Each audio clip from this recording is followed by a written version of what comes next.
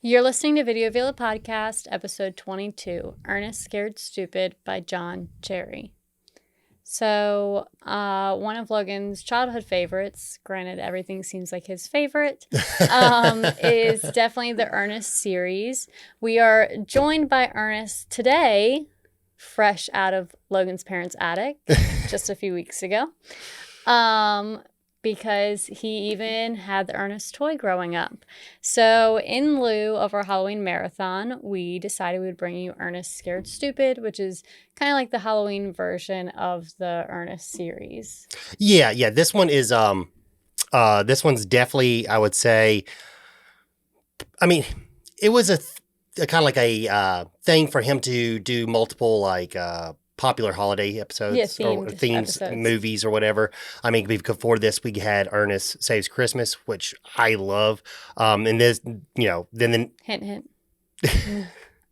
But then yes, they did a Halloween themed one, which was this is probably his most well known one, and I think it's the most. I would say it's probably the most liked out of all of them. I mean, I feel like when people talk about Ernest movies, they're like, okay, but Ernest Scared Stupid though. Ernest Scared Stupid. There is no question this is a good movie. Even though his movies are not rated well online, they are still fantastic and people love them. Oh, I could see it's definitely they're good family movies. Oh yeah, 100%. I mean, he's just a lovable character, and especially me being from Tennessee which is where Ernest hails from. It was a staple, and everyone knew who Ernest was. And then when I moved up here, I was kind of a little shocked. Not everyone really knew who he was, even though his movies were legit feature-length films that were released. It was still kind of some people are like, yeah, the guy with the jean jacket. I mean, the jean vest. Yeah, I think I remember that guy. That's who you should be for Halloween. I know. It's the best outfit. I would have to shave my beard, but I might do it. I did it when we were Harley Quinn and Joker. I might put a picture up when bingo. It's a couple years ago we were Harley Quinn and Joker, and that's when I proposed to Becca. Well, here we are. But yeah, I mean, I never heard of the franchise until you and I met, or Ernest in general. Yeah, I mean, I don't know what it is. It's either you know it or you don't know it. And it's just weird because how, I don't know if maybe, I say this sometimes, but I don't know if it was because the age difference between me and you. That might be to play because. I mean, but I have a sister that's your age. Yeah, that is true. So. Yeah, that is true. So. I think it's also it was probably a very big thing where you were because it has common Southern Tennessee. Oh yeah, we'll get into that, and I mean, it can't be a Video Villa episode without me mentioning that I'm from Tennessee because that's what I do all the time. It's Logan's brand at this point, literally who he is. But yeah, so the Ernest character was created by Jim Varney, who was with the Nashville advertising agency, right? Yeah. So this is basically, for people who don't know who Ernest is, I would say the best person to compare him to is Pee Wee Herman. But Ernest is a character. Pee Wee Herman was a character that Paul Rubin created that was supposed to be a bad comic, and it just blew up and went into something. Ernest was a character that Jim Varney created for a type of advertisement ads. Yeah, because he was originally used in commercials. Yes. Right? Oh, that's the thing is that's why, like I said, I'm a Tennessee boy, homegrown, and that was where these were local advertisements on TV during the 80s, and that's where Ernest got popular. And then 9 times out of 10, he was competing to his he was he was speaking to his friend Vern, aka us, the audience, the camera guy. Yeah. And that is where, you know what I mean, Vern, and all that kind of stuff. That's where this came from. He would basically go on and sell different types of local products. And over the time, he got so popular that national companies were coming at him to sell national brand products. And the thing was, and then you get Ollie's. They just have a store. The Ollie's commercial, the guy talks to you, but there is no Ollie. I'm saying that never evolved into anything like. I don't know what you're talking about. What do you mean? Ollie's. Ollie's, the bargain discount store. Yeah, but Ollie's they have commercials and they talk to the audience like they're talking to a friend or a person. I've never seen them. Oh. Okay. So maybe so there you go. Maybe that's something that y'all like. That's a good example. He just didn't blow up. He was a discount, Ernest. Well, that's the thing. Maybe that's like something like that y'all had. That you know, obviously we didn't have that in the South. We just, do you have Ollie's? We just got one. Remember? By the Planet Fitness in Columbia. Oh yeah. But that's not something that we grew up with. Yeah. Yeah. So like he was a character that was invented for these ads and got so popular where, national companies were coming at him, asking him to help with their advertisement. And the thing is due to his contract and him being, as more of a local star and for local products, there are certain brands he couldn't advertise. There's non-compete acts. And exactly. Stuff like because that. like, for example, if he's let's just say if he's working with Sundrop, which at the time was not a national, was not a national known. Yeah. He can't go over to Pepsi. Yeah, he can't go over to Pepsi and start promoting Pepsi. It's a non-compete act. But the only company that I do know that he actually did end up working for was I use the Sundrop as an example, but it was the Coca-Cola company. Yeah. He did start working for them and was selling I think they have is it 7-Up? I think Coca-Cola has 7-Up or Sprite. I can't remember, but I vaguely remember Sprite is definitely Coca-Cola. Yeah. Yeah. Oh, yeah. And I remember Mellow Yellow commercials, too, because I believe Mellow Yellow was the attempt to fight Surge. But I can't remember too much. I could be wrong about that. But that's what I just personally remember. But yeah, so like he started this character and it just blew up. And then they started making little short films with him, kind of like little comedy hours. They started to go into like made for TV style like specials. Mm-hmm. And then it went into eventually making film. The first film I believe was the Dr. Otto movie. I believe I put that in my notes. I can't. His first big film was Ernest Goes to Camp. That was the first big film. That was the first a full-length feature film that went big. Yeah, Dr. Otto and the Riddle of the Gloom. Yeah, that was his first I guess you consider that a movie or whatever. But that was like his first Ernest picture or so. Yeah. But then the actual one that actually just had Ernest himself. Full blown just Ernest was Ernest Goes to Camp, which I love that movie. That movie is good. That one came out in 1987, and it's cool because you said this movie was directed by John Cherry, but the funny thing is, so John Cherry wrote most of Ernest's films, if not all of them. Yeah, and then he worked with. Coke Sam's and Glenn Pittich. Or whatever, they all work together for directing and help writing all these films, and those were his producers that he worked on the advertisements with. So they kind of they were a bond of people just staying together making comedy. Nice. From advertisement commercials to full length feature films.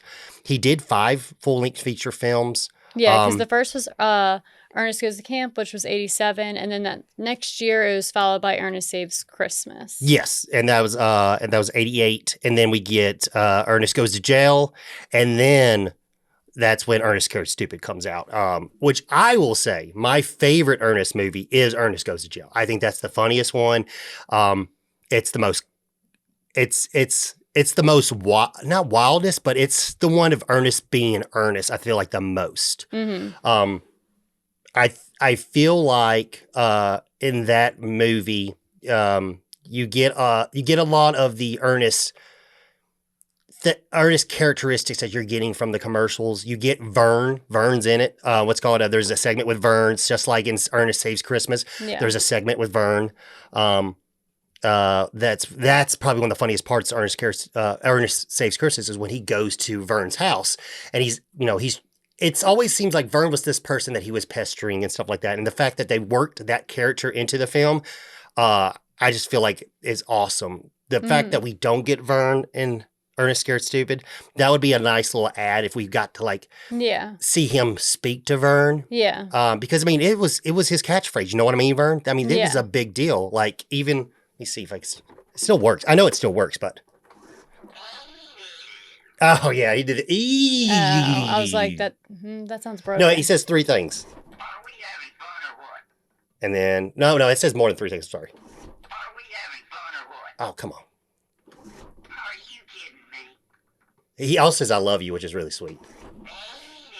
So All right, sweet. I don't know. Well, maybe he'll eventually get to "I love you," but it does says "I love you" in. But not in this episode. You know what I mean, Vern.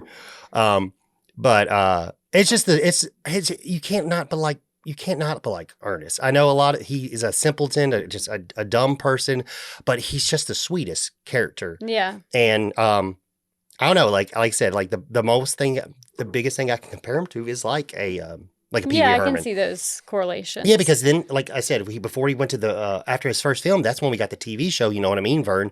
And that's where it was like a kids' TV show, kind of like Pee Wee's Playhouse. Yeah. Where we get to see him be all these alternate characters that he is throughout the films, and which is some of the gags, is him being different people and him imitating different people. Because I mean, he is a theatrical actor. He is a well-trained actor, Jim Varney. And it's crazy the fact that he spent most of his life playing this character, but he is like a well-respected person. Yeah. And like in the acting community, like people that were around that time, they like, even though he plays like this dumb person, he is a very, very intelligent man.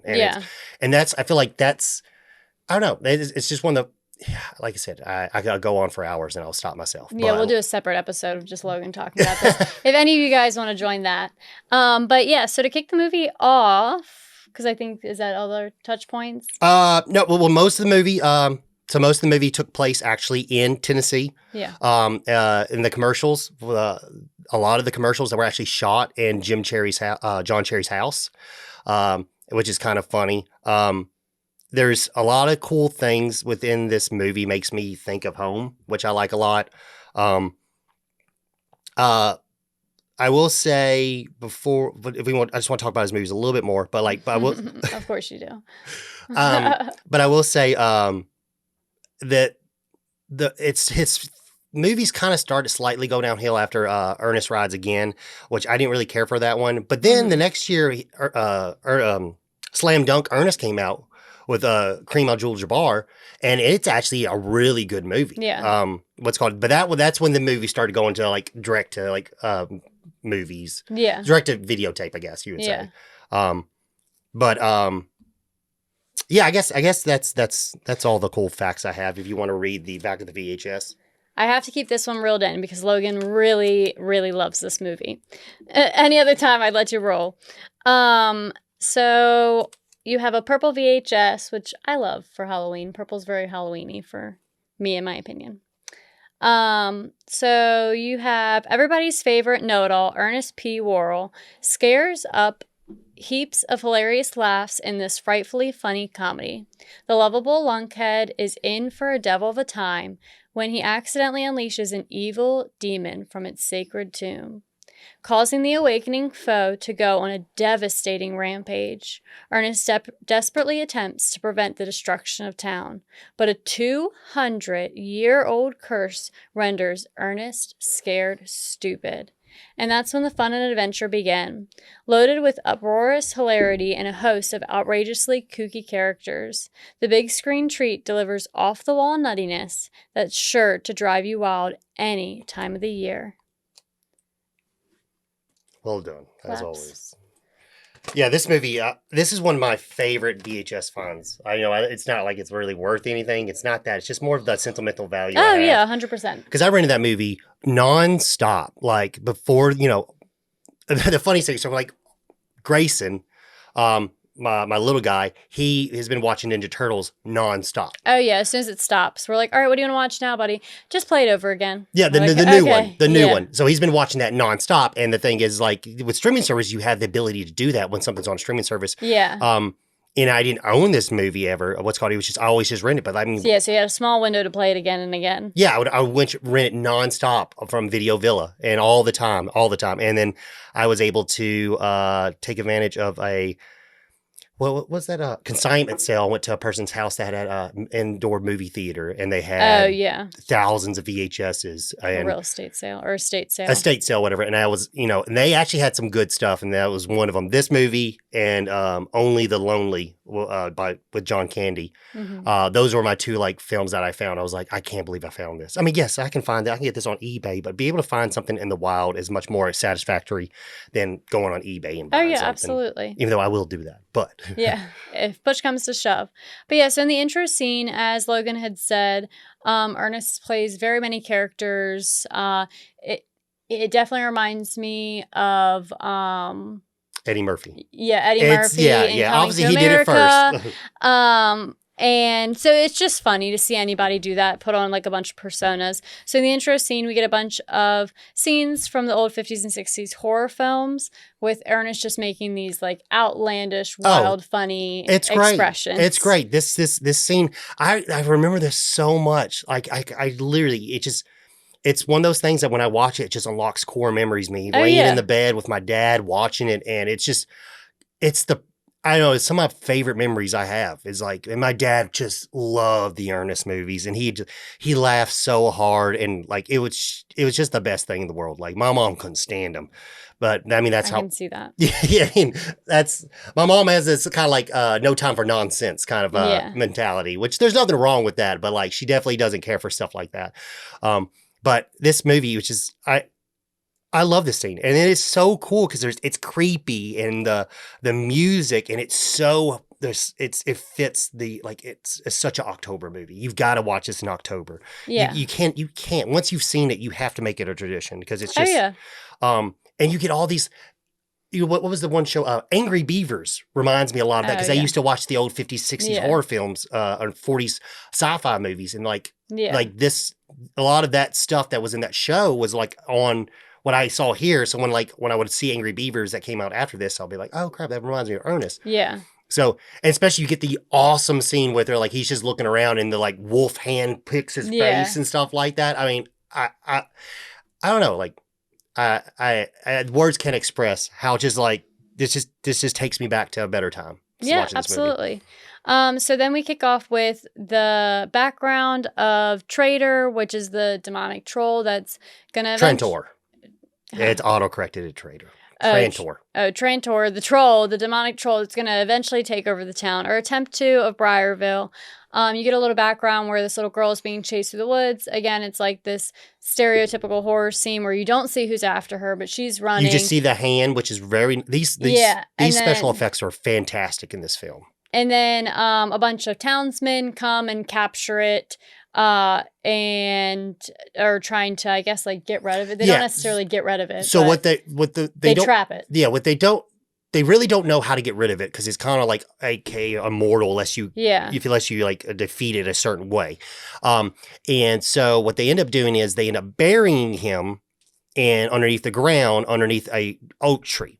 And the point is by burying him, they're going to put on a curse. Yeah. That means he can't become unburied. Yeah. And it's one of Ernest's forefathers, basically, who's stating the curse.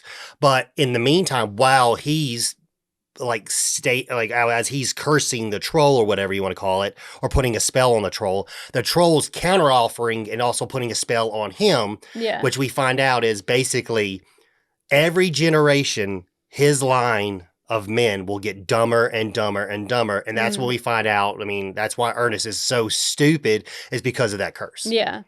So then you switch over to the classroom and you meet pretty much some main characters, which are Elizabeth and Kenny, which are childhood friends, and the arch nemesis, which are the Murdoch brothers, which are essentially bullies. And you get a scene where the teacher's teaching and suddenly no one other than Ernest is driving by on his dump truck because that is his job for the town or the city, and he is dragging things behind him. So Ernest has been hired by the city as the sanitation engineer. Yeah. And he is rigged up his truck to not only take out trash, but to clean the Street. trash cans and stuff like yeah. that. It's like got mop buckets. It's kind of like a whole it makes me think of like Gremlins. Yeah. Where like these inventions that just slightly don't properly Yeah. work. And we get a hilarious scene of him. Basically, he finds himself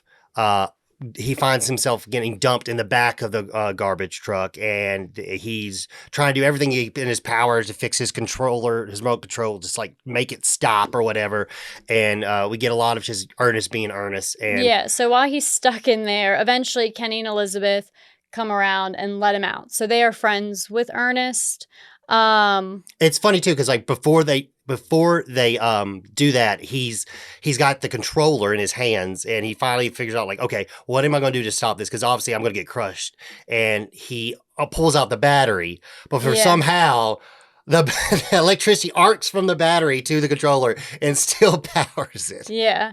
And then he picks up this baby doll and uses that to jam it, but then he's like acting like the baby doll, like, no, please don't.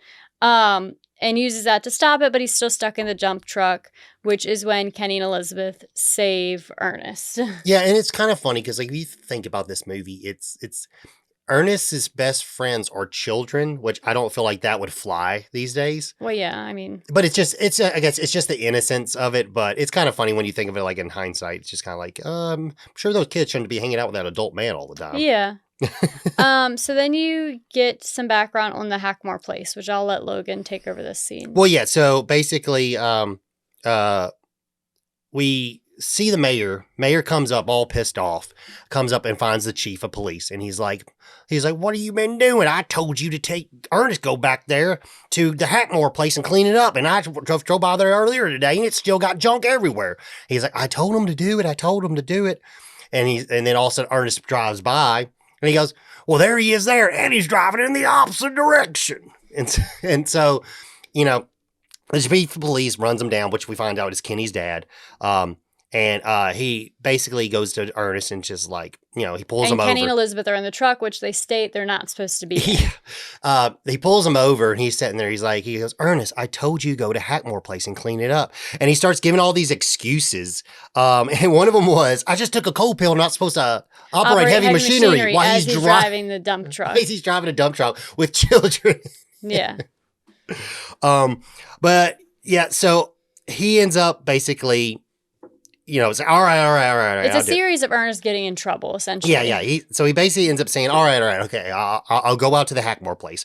So he makes his way out to the Hackmore place, and it's who is Mrs. Hackmore than Eartha Kitt, which is Catwoman. Yeah. From Batman, from Batman 66. It's awesome. Like, you know, her character is just wild in this movie. Like, she just goes off. I mean, she does a great job with it. No, she does a really good job of it, but I'm not going to lie. She talks so fast. And same thing with Ernest. Like, sometimes you kind of feel like you got to put this movie with subtitles on. Because they're saying funny things, but they're talking so fast, I can't catch it. Yeah. Yeah, so like, it's great to see her in this movie. Yeah. And she does a really good character, Mrs. Hackmore. And, you know, Ernest is like, hey, I'm here from the city. I'm just trying to, you know, pick up some of this garbage and clean it up. And she's like, got no garbage here, only expressions of the soul. Yeah. Yeah, she does a really good character, and she definitely elopes it all together, completely indulges in it. You didn't like my impression? It was very good. I thought you would have said something about it. You do beautiful impressions. I could listen to them all day. She's lying. I am. Without a doubt. And so you get another friend of Kenny and Elizabeth's, which is Joey. They're just three friends. They rummage through the town together. You cut through them playing in the woods, essentially, or on somebody's property, and they built their own like haunted house, and they're pretending to be their own guests, and they go through it, and they're explaining what all the people are going to do. Like, there's going to be gross eyeballs, fake eyeballs, and they're pretending. And the cool thing is, me and my sister did that with my dad being like my dad's a master plumber, but like mine too. Yes, it's funny, very funny. But literally, like, my father-in-law and my dad are both master plumbers. They both own their own businesses. Boop, boop. But it's funny because like my dad always had stuff. He always had a shed full of like extra materials and stuff like that. And I remember like getting like freaking foam boards and stuff. And like in our back of our house, we built something just not exactly like that, but me and my sister and our like imagination built something like that. Yeah. And my dad was willing to help, and we built it during October. And I asked my parents, I think I was in kindergarten, I asked them, or first grade, I was like, can we have like a Halloween party or something like that? And they're like, okay. So I invited all my friends over from the school to have the Halloween party. And it's funny, my friend Will to the like forever ever would bring it up. And it's funny. He's like, hey, remember that time you had that Halloween party, but we couldn't go outside because the coyotes came? Because a pack of coyotes showed up at our house because I lived in 360-degree woods, and we literally, it wasn't safe for us to go outside because there was like 5 to 6 coyotes swarming around our house. My dad had to scare them off. But it's funny because like, I mean, like we were 22, and I remember Will was like, remember that time? I was like, yeah, I remember that time. Never forget it. Yeah, so then the Murdoch brothers come, and while Elizabeth, Joey, and Kenny are playing in their haunted house, they start to shake it and tear it down, Yeah, unfortunately. these Murdoch brothers, they're very similar to a Doyle Rules like characters from was that not Happy Gilmore, but Billy Madison. Just like they're just like shit kids, just bullies. Yeah. So Kenny runs off to Ernest for help with the Murdoch brothers and their haunted house, and they eventually, I think at this point is where they start to. Ernest gets the idea of like a tree type house. Yeah, so during this conversation. Well, so he ends up. Kenny comes to him for help, and he's trying to like basically jack up a car. He's trying to change a tire or whatever in his garage. Yeah, and you get another scene like the Coming to America scene. Yeah, so he basically goes to him, and he's like, you know what? This sounds a lot like that the story of the Ottoman Empire. And he goes off on this big story where he plays all these different characters that he's like known for doing. Female and male characters. Yeah, and it's great. And like it's so funny because like. He does it so good. Like, here's this one part where he's supposed to be like an Ottoman warrior, and he's like, I'm the Ottoman and you're not. Yeah. And then he does all these hilarious voices. The two best characters are when he plays ladies. The woman with the red hair that has her nails done and stuff like, and then he plays a old big woman with a neck brace. That character is in Ernest Goes to Jail, which is really funny. Yeah. So we get all these we get this big, epic story of him trying to bring up the morale in Kenny to figure out a solution to the problem. And it's just basically, I look it up and it's all like a lot of that story is not real. Like there is some parts of the story that is, yes, there's parts of the story that is real, but the way Ernest is telling it, it's just like, it reminds me of your dad. He's an angel on earth, but it reminds me of your dad. It's a little bit of truth, a little bit of lie. When he gets on his stories, and they get a little wild. But anywho, like there's so many funny parts in it. And one of my favorite part was like he plays the Boswellian lumberjack, and he goes, there ain't no trees in Boswellia. I know I'm a Boswellian lumberjack, and I've never had a job. Yeah. And then there's and after it, at the very end, that woman that looks like a waitress or whatever, and she's just there out of nowhere. She goes, does someone smell fish? Yeah. So stupid. Yeah, it is. All right, go. You go. I'm just laughing. Well, I was letting you go instead of. That's why I didn't start talking. Yeah. Okay. All right. Go. I'm sorry. Yeah. So then Ernest and the kids, they decide on a tree house. So that's the best option because then the Murdoch brothers can't, I guess, get up into it or whatever.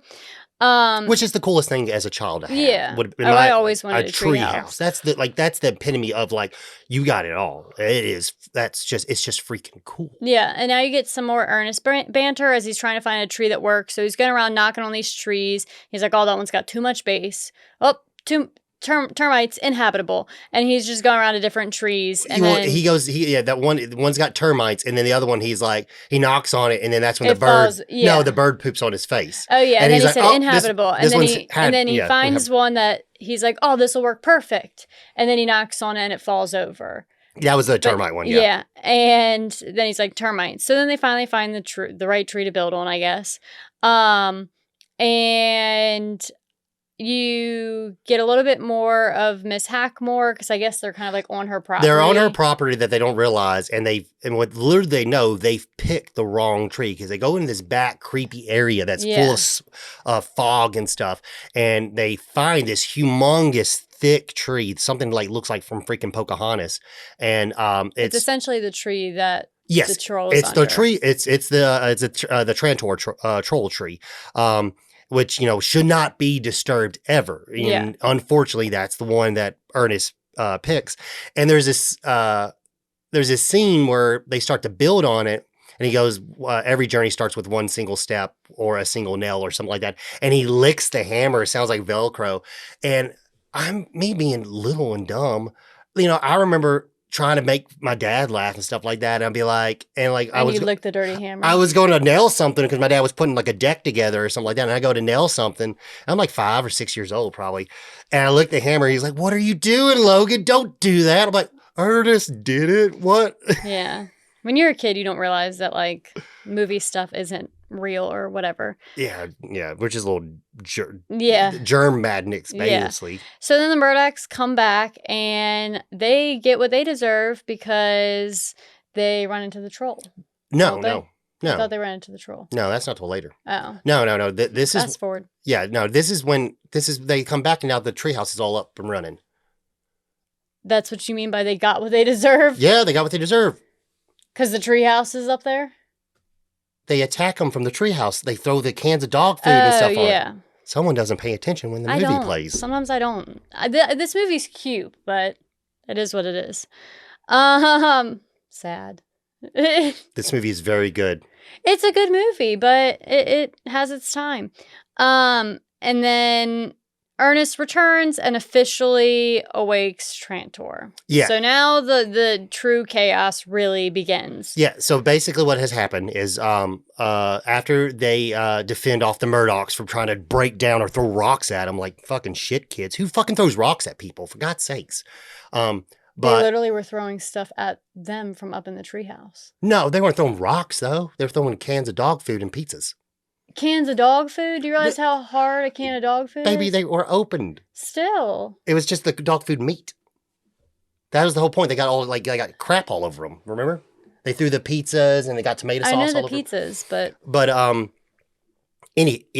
So after they ward them off, because Ernest ran off to talk to Miss Hackmore. Yeah, cool things down with Miss Hackmore. Yeah, and they find out is like, okay, so she kind of lets them in a little bit more of the history of the tree. And Ernest, for whatever reasons, he's telling her, he goes, well, apparently this tree houses a evil demonic troll named Tantor. And apparently if you get on this tree on a day like this and you say these words, it will awaken Tantor. And he states the words, and he's like, but what in the world can say that would ever actually happen? And then he awakens Trantor, which is, it's just it is so stupid, but I'm sorry, I love it. I think it's hilarious. That's okay. And then Trantor creeps up on Ernest, and Ernest is like, boy, I hope you're a Keebler, because it's a troll and the Keebler troll. Yeah, I hope you're from Keebler. Yeah. And then now Trantor is not only off after Ernest, but he's after the 3 kids as well, because they are all in the tree. They're all involved with the tree. Well, no, the kids have left. I know, but I'm saying now it kicks off the troll's going after everybody. Yeah, we find, because the point of the troll is to collect children. We learned that a little bit later, but like basically the troll is there. He needs to collect X amount of children so he can be 100% immortal and not be stopped, and bring back his troll army, basically. Do you want to go ahead? Yeah. So then after he basically gets awakened, he goes after Joey. Joey's like the straggler kid. Kenny and Elizabeth have made a way to their house, and Joey's on his way home, and he ends up falling in a ditch. That's what I was saying. He starts to go after the kids. Oh, okay, good. We'll go. But go ahead. No, you're fine. Go ahead. Okay. But yeah, so he basically falls in a ditch, and then we find out one of the troll's powers is he can mimic another child's voice to help pull in his prey. So he ends up doing that, and he thinks he has grabbed a friend's hand, and then that's when we see Trantor. And I believe this is when we get a really good look at him. I mean, we get like a real good look at him, and then we find out what he actually does is he turns children into these little wooden statues. Into these little wooden statues. Yes. Yeah, so then at the same time, Ernest is trying to warn the sheriff, and because Ernest is Ernest, no one really cares to listen to him anyway. And Ernest tells Miss Hackmore what happened, and she's kind of like, I mean, I told you this was what was going to happen. You're in his tree. And she lets Ernest know that Ernest is the only one that can stop Trantor. Yeah. So basically, like I said, is like based off of the history and the tale and the curse and everything like that. Is basically it has to be from a world to be able to stop Trantor, the trolls. No other person can stop them but that. And then we find a little bit later in the movie, but I'll bring it up now, is which as the movie progresses, we find out a little bit more of a little more missing pieces to the puzzle on what we need actually to do to stop the troll. We've gotten a little bit of like, is it hindsight? What is Foreshadowing? Foreshadowing, where the reason why Tantor did not get Ernest in the first scene that he shows up to fight Ernest is because he knocks over a cooler full of milk and then he runs away. So, okay, what's going on there? And then as we go throughout the movie, you find out like milk is what stops the troll. So they think. Yeah, well, yes, until a certain stage. Until the very end. Yeah, the only way to actually stop Trantor himself, we'll get to there. that. Yeah, we'll get to that.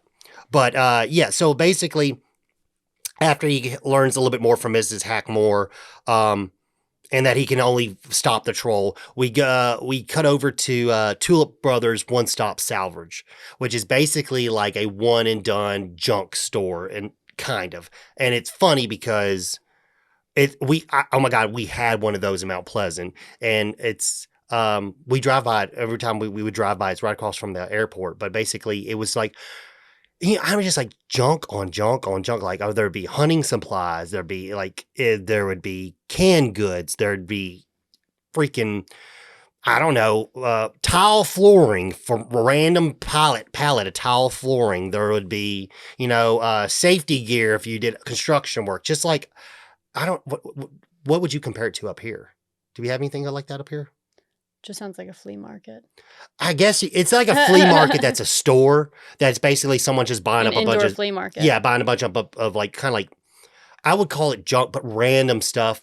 Miscellaneous items. Miscellaneous items. I'm just trying to resell them. And it's funny. So they end up meeting him. Ernest ends up meeting them while they're trying to record a episode. Yeah, because he's going to them to get stuff to stop the troll. Yeah, and get troll supplies. And it's funny because we get a lot of like really funny little. I feel like it's a sayings. jab at Southern sayings. Yeah, definitely. Like one of them is he's like, he says something. Do rattlesnakes kiss gently? Is carefully. One of them. Do rattlesnakes kiss carefully? Or does a fat dog hate cars? Yeah. Or does a one-legged duck swim in a circle? Yeah. It's I don't know. Like these parts like are very funny. And then they end up selling Ernest like $1,800 worth of troll fighting stuff. From like a troll vinyl, a troll reflective, troll gun. And it's all made up BS stuff. And it's pretty much like they're doing that because Ernest is like, he's quote stupid. unquote stupid. Yeah, he's going to buy it anyway. So Ernest shows up with the kids and they are now going to try to trap Trantor. So the kids start setting up the traps.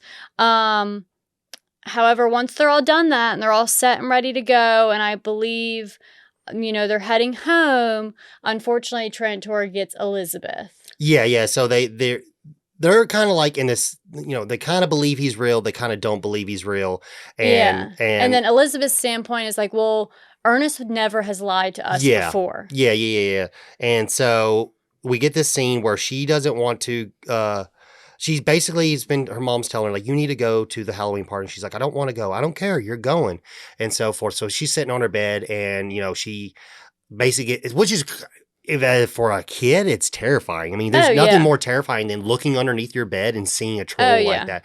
And I didn't bring it up earlier, but I was going to get more into it later. But like I said, I did say about the special effects, but it's the special effects designs were from the Chiodos brothers. They do fantastic special effects, and it is well known if you're like in the community of like knowing about like horror movies and stuff. Like a lot of people do know like a lot of the killer clowns from outer space were repurposed Yeah. in the main fight scene at the end. But I mean, it's these effects are just. I mean, Trantor is gross looking. Yeah. Yes, I'd be terrified if I was Elizabeth and I looked underneath my bed and Yeah. saw that. I mean, Jesus Christ. And it's just gross. And it's just like, you can definitely tell this movie out of all of them, they definitely put some money into it. Oh, They yeah. definitely put some money into it. But yeah, so unfortunately, Trantor does get Elizabeth, turns her into a wooden statue. So Ernest on the back burner, Ernest is prepping to fight Trantor. We get this very awesome scene where we already saw him create the one trap, which is kind of like a trash can, and they think the way to actually stop him is the heart of a child. Yeah. But they're being literal. Yeah. It's not literally a heart of the child. It's we'll find out a little bit more later. Yeah. But and that's why they're kind of like, do you really think that they want to sacrifice a child? And they're like, no, I don't really think we're going to put a fake baby doll and they'll think it's a child and they'll get in the trap or whatever. And so that was previously. So now Ernest is trying to set a bear trap. He set up a and bear he ends trap. up getting himself stuck almost in the bear trap, and he's trying to call for Rimshot, which is his dog. Oh, this is so cute, y'all. This is so Yeah. freaking. That dog, Rimshot, is the most precious thing. Oh my God, this dog, and he's in this little Boy Scouts uniform, and he's like, "All right, bring me the stick, Rimshot." But Rimshot's like, "I ain't getting close." I think so. He just. And that dog's so well behaved, and like it's he's got this little tent. I'll put a clip here, but it is the cutest thing one of the cutest things I've seen in movies.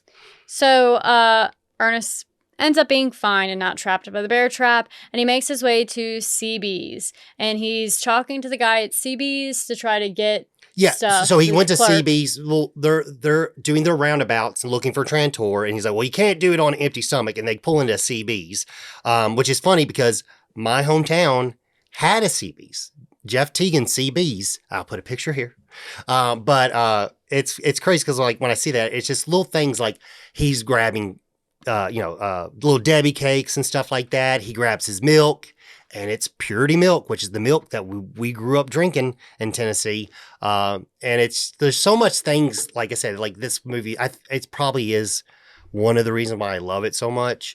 Makes sense. But that it has those little things in it that are kind of like I really hold dear, even though it's something stupid as the milk company you grew up with. But like the fact that I don't live at home anymore and I live, hundreds of miles away, it's seeing stuff like that. I'm like, oh yeah, it makes me like happy. Yeah, absolutely. That makes perfect sense. But once again, it's another little slightly foreshadowing. Like, okay, milk might be able to stop. Yeah, might be able to stop because the it's so funny because the sales clerk pulls a gun out on Ernest, and Ernest thinks he's going to get shot. Well, by he the doesn't sales pull it clerk. out on Ernest. He pulls it out on Trantor, Yeah, but but he thinks Ernest doesn't see Trantor, Yeah. so he thinks the clerk is holding him at rifle point or gun point.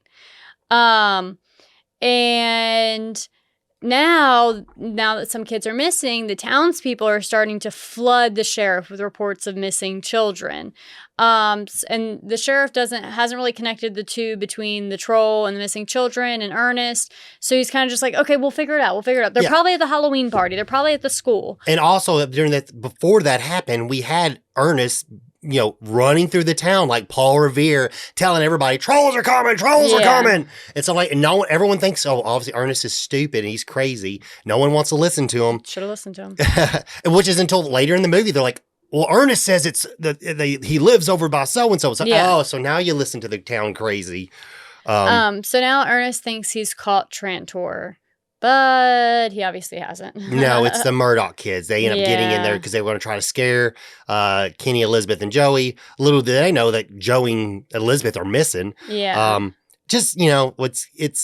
It's just kids being mean kids, and unfortunately, it's like it's just And it costs Ernest his job. yeah. Because the sheriff holds the back of the truck at gunpoint while Ernest lifts up the gates to then realize it's children, not a troll, which then the mayor fires Ernest. Yeah, and then the thing is Ernest is like, he has this moment where he's like, shoot, no one wants to believe me, and I can either give up, but he sat there and he goes, he's like, I've never known when to quit.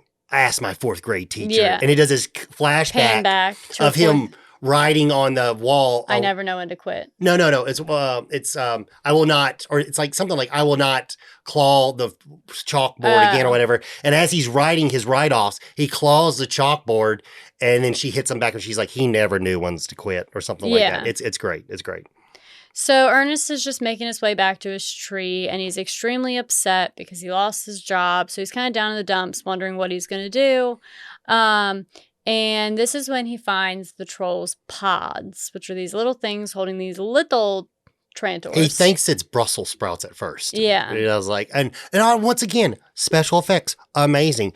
These pods are so gross, and the way they're porous, and there's like a slime that's around them, but it's not like a normal slime. It's almost like a slimy worm is going through the pores. It's great. I mean, this movie has some of the best freaking practical effects when it comes.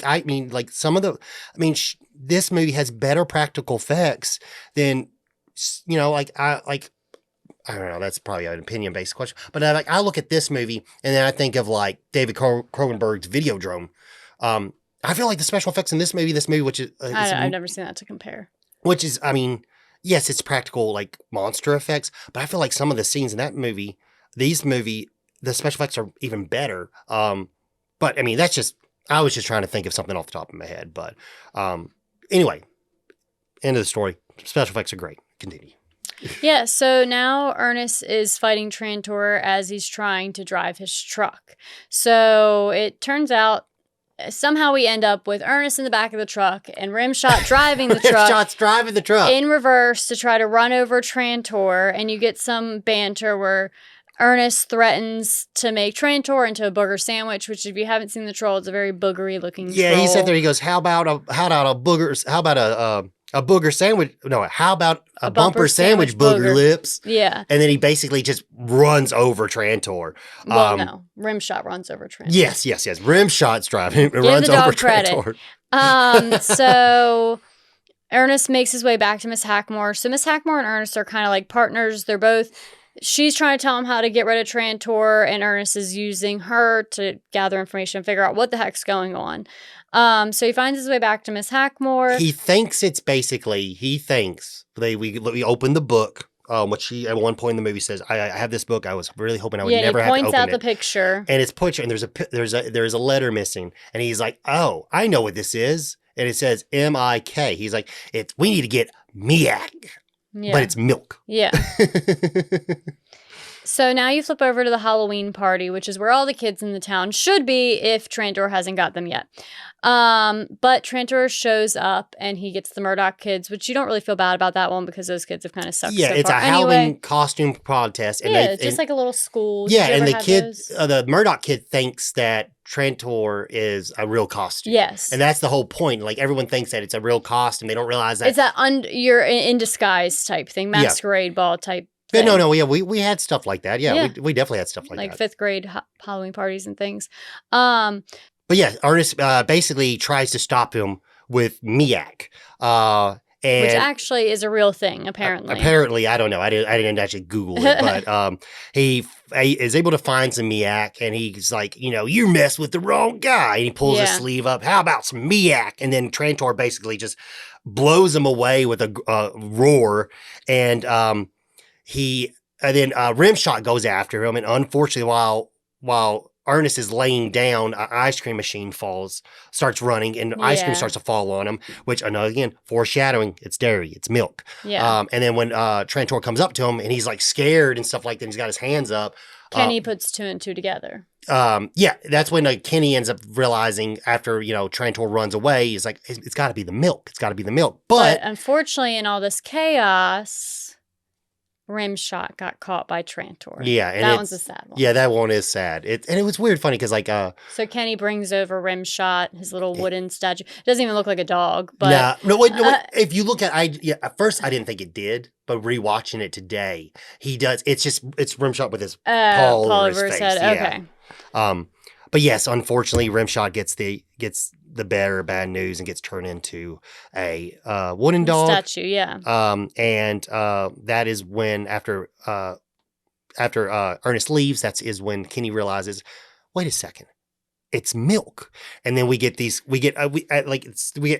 that are kind of like simultaneously happening at the same time. We get the kids that are very upset that what's going on, how can we stop the Trantor? So the bullies come to Kenny and are like, okay, let's coincide and try to figure out how to stop this. You think you know how to stop this? And they're like, yes. Yeah. So then they go back to CB's on their bikes and they get a bunch of milk and stuff on their bikes, and then they get super soakers and so forth. And meanwhile, we also got Ernest is like, I got nothing to lose now. My one and only thing that I had in life is gone, which is Rimshot. And he's like, I'm going to make it or break it. And he is going to go, he's going back to the tree to face off with Trantor himself. But now also, sidebar, now the townspeople have actually seen the troll. Now they believe Ernest is now true. It's the town against Trantor. But not just Trantor, because not only that, his troll pods have bust. So now there are small Trantors also in the woods ready to attack everybody. This scene is so great when Ernest shows up and he just runs right into Trantor with his truck. And he's just all upset. And then all of a sudden the pods start falling. He's trying to catch them and he can't catch them. And then as soon as they hit the ground, they start to like grow. Yeah. This scene's great. I love those special effects where like they're coming out of the ground, but they're like busting out of like almost like a cocoon or something like that. And it's like a membrane, and the lights flashing with the fog through the membrane, and as they kind of like just burst out, and all these trolls have the best look. They're so creepy and ugly, and they're so like, it's like they just I don't feel. After watching this movie, I don't feel that they just, did copy and paste. Every troll has its own little unique look, which is very cool. So the townspeople try to show up to try to take over the trolls, but they are starting to lose. Really, the trolls are winning. It's just this huge chaos in the woods. There's this cool scene where like they realize they start shooting the trolls. Nothing works. Yeah. And then the trolls get a hold of a gun and they eat the bullets, and another one is hitting in the back of the head and it's shooting the bullets. Yeah. It's crazy because like there's nothing they can do. The sheriff strapped to the car, or like handcuffed to the car. So the one thing that stops them is the kids show up with their milk guns, and Kenny tells his dad, Milk's going to take him out. So Kenny's dad tells him, go get him, kid.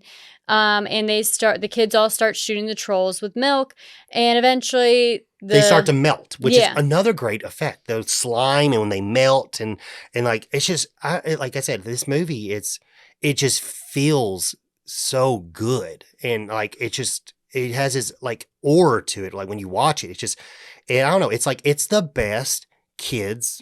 Like I feel like it's one of the best scary movies or so, because there's parts of it that are scary if you're like a little like 4 or 5 years old. There'll be scenes that you watch that you could get scared of. Yeah. So while this is happening, you get another personality switch with Ernest, which I'll let Logan finish off this scene. we get a nice another scene similar to the Ottoman Empire, where he's playing multiple characters, and it's great, and we just have this like epic like montage of them just killing troll after troll after troll. But little do they know, Trantor is getting bigger. He's becoming super. Yeah, super Trantor underneath the ground, and because he's found all his children, so now he's immortal, and he grows these nasty claws, and it's such a really cool scene where the claws grow from the fingers. He gets more ears and shit. Mind you, this entire time Trantor has 2 noses, and he's constantly just got boogers coming out of his mouth. It's so disgusting, which is another reason why my mama does not like this movie. She does not like boogers at all. So they realize that the milk's not going to kill Trantor, and Ernest finally finds out what it actually means. The heart of a child is what's going to get rid of Trantor. It's the heart of a child, and then they keep on forgetting the heart of a child and the mother's care. They keep on forgetting the mother's care part, and then that's when it finally like light bulb goes off. Ernest, and which is love, essentially. Yeah, the only way to stop Trantor is instead to fight him, and to embrace him and show him love. And oh my God. So Ernest ends up kissing Trantor. The snot that is coming from his mouth after he kisses him is so disgusting. Ugh. So then you get this big reunion after Ernest kisses Trantor. All the little wooden children come back alive, which includes some of Miss Hackmore's family members that she has lost for a very long time. But here's the thing, though. We never actually... I've watched this movie multiple times. We never actually get that explained. Like, she's like... What is 200 years old, but yeah, I get what you're saying. Yeah, like all this stuff that she's been holding on to, you know, like the wooden children for the day where she can bring them back. It's just kind of very like, I feel like there might be some scenes missing of a little bit more backstory to her, if that was, you know, if like anything was cut from the movie. But I mean, I don't know. I'm just saying, like, I feel like there's more stuff to like the storyline that we didn't get there. Yeah. But yes, and that's crazy to think that people are like, they brought into modern time have finally like being turned back to children again. Yeah. Because there's another funny scene, but where it was like Trantor was talking to Ernest. He's like, it's my destiny to kill you from your forefathers. And he's like, I didn't have forefathers. Only had one father. I didn't know him very much. Yeah. Yeah. So, and that ultimately is the end of it. Everyone gets their reunion. The troll has been demolished by Ernest. Everyone now is celebrating Ernest rather than thinking that he's stupid. And yeah. Yeah, and then that is it. Rimshot comes back. Yes. We get Rimshot coming back. He's like, is there anything in that tree for me? And then Rimshot comes up. Oh my God, that dog is so precious. So it's precious. a very cute dog. But it reminds me of Henry a little bit. Yeah. I'll show you a picture of my old man that is no longer with us. But he was like a what are they called? What was the Rimshots called? What are the type of breed? Boston Terrier? No, what's it? Something terrier. It's a rat terrier. Rat terrier? Yeah. Whatever that is. It was nothing like Henry. No, but it looked breed-wise. It looked like Henry. Henry just looked like a really big version of it. Henry was brown and black. Rimshot's white. But okay, not the color of the dog, but the way the dog looked. I'll let y'all be judged. Y'all can put in the comments. Does my dog look like Rimshot? Besides the color. We'll see. But yeah, so this is all a very heartfelt movie. I'm not like in love with it. It's okay. It's decent. But either way, it is still a very heartfelt movie. Yeah, it is. It is a great movie. I hate to break your heart. What? I said, I hate to break your heart. I don't know. Like, it's a staple. You have a deeper connection to it, and that I can reason with. Well, yeah. Absolutely. The another big, deep connection is not the Tennessee connection. It's just the fact, I think, probably the fact that I grew up watching Ernest, and I loved Ernest. Well, yeah. That makes perfect sense. And that's the thing. It's just he's just the character. I've always liked the character ever since I was little. I read those movies non-freaking stop. I've seen every Ernest movie, even the bad ones. I've seen every single one. Freaking Ernest Goes to Africa. Ernest joins the army. Ernest Slam Dunk Ernest. I like Slam Dunk Ernest, so I'm not saying that's a bad one because that one's really funny because he's a mall janitor. Yeah. Ernest. Ernest Goes to Camp. I mean, I've seen them all. And, I don't know. I just don't see how you can enjoy Halloween in October without watching this movie. And that's why we wanted to bring it to you guys. Yeah. And I know a lot of people have talked about it. This movie, is, with social media blowing up and stuff like that, this movie has definitely got a lot more popular in the last several years. And I know a lot of people have talked about it in the past, but I mean, in my deep down, I was like, I know a lot of people have covered this movie, but I don't care. I want to talk about it. Who cares? We can cover whatever we want to cover. Well, I know. I'm just saying, like, there's so many other people, like popular channels out there that have covered it and stuff like that. And it's Ernest, the love for Ernest has definitely blown up. And I was just like, well, I want to talk about it. So we brought it to you guys for our Halloween marathon.